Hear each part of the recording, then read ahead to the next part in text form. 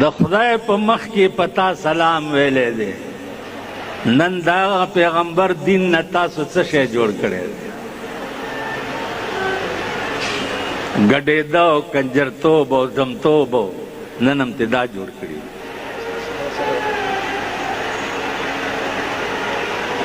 مجلس شروع شو عزیزانو اوس یو باریکه خبره واورئ نو بیا درته بل یو باس کوم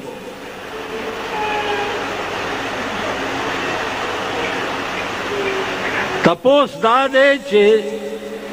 الله سره دا ملاقات چې د معراج په شپه و دا مع الکیف که بلا کیف پس پرده ملاقاتو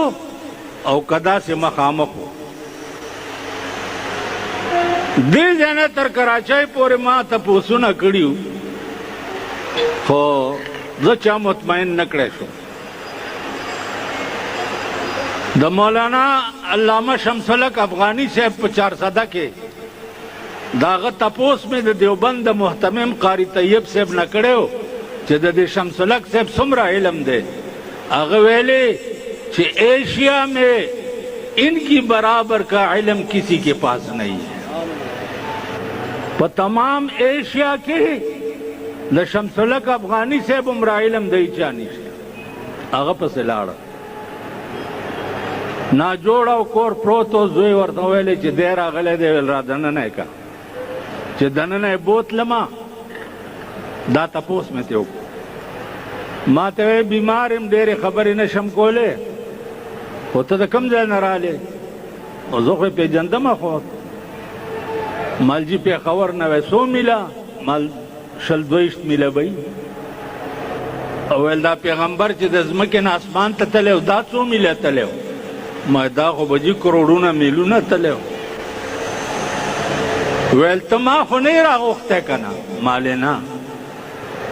ویل په خپله راغلی ماله ویل زه بیمار وم تا نه مې ځان پټ کو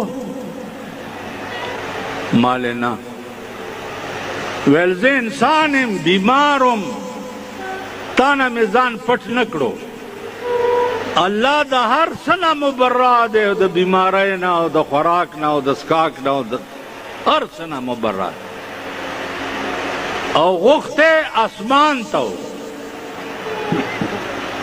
کنی د موسی علیه السلام غوندې د سره به هم په کوی تور خبرې کولی که نه غوښتی اسمان ته و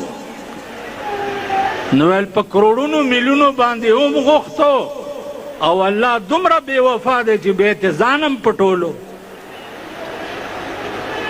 ویل بچیا داسې لیدلی دی لکه ته چې ما ګورې او زه تا ګورم داسې لیدلی دا شپه مال څومره وه شپه مال ویل شپه وی ماله ویل د عاشق او د معشوقې شپه چې یو ځای راشي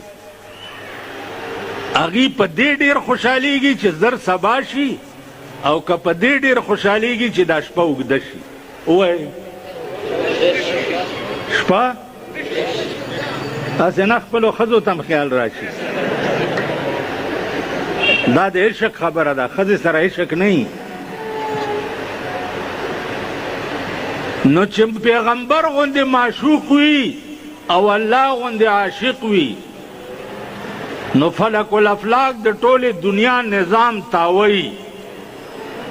دا یې ودرولو خدای خبر چې 100 کروڑه کاله ولاړو 100 کروڑه کاله نظام ولاړو ځکه چې حدیث کې راځي چې کنجي مو مغسې خوځېده او بستره مو مغسې ګرمه وه نو کنجي خو ودرېږي هله چې ټایم پې تیر شي که نه او چې ټایم پې نه تېرېږي خو مغسې به خوځي که نه نو ټایم ولاړ دی هر شی په خپل خپل ځای منجمد دی بیا چې واپس راتلو 1,40,000 پیغمبران ورسره ټول راله